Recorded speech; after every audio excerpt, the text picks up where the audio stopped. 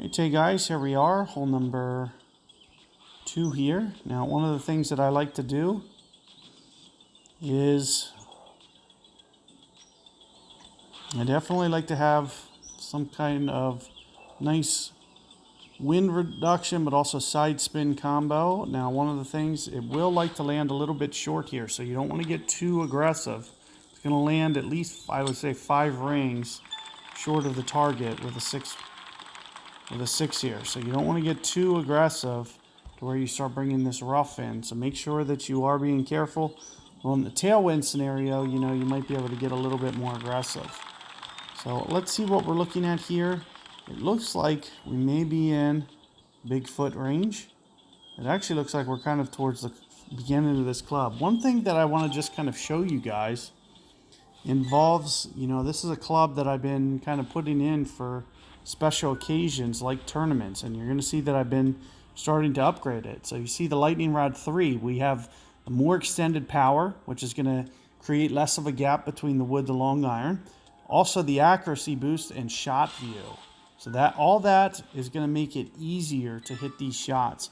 And with the 79 accuracy version, what I like to do is I like to use maybe about 1 per ring, but additionally, when we're talking about slope, but look how much more refined this bullseye target is. So you can get a lot more honed in on some of these shots.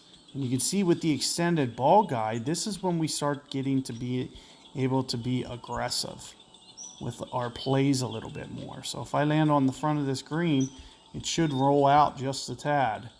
Now, one of the things that I'm thinking about here is how many rings to go. We are kind of towards the base of the club, so 1 per ring may be pretty good, considering maybe just a little bit under 1 per ring. So if I was to pull down to 5 right here, I'm thinking maybe just a hair more, because we are kind of close to the min of this club.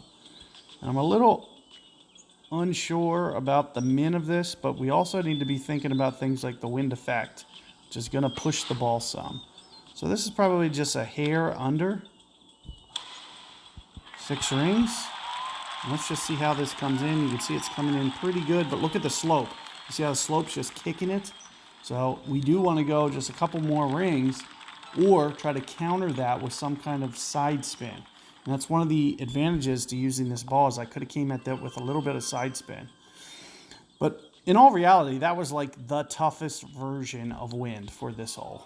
If I would have had wind facing the other way and I would have went that amount of rings, that might have been a perfect shot, because the wind effect would have kind of straightened it out with the ball. So I really just had the worst wind that I could have possibly had on that hole. So do keep that in mind. We're going to be able to get pretty dialed with this club overall. So, keep all that in mind. Good luck. I'll see you guys on this 3rd hole momentarily.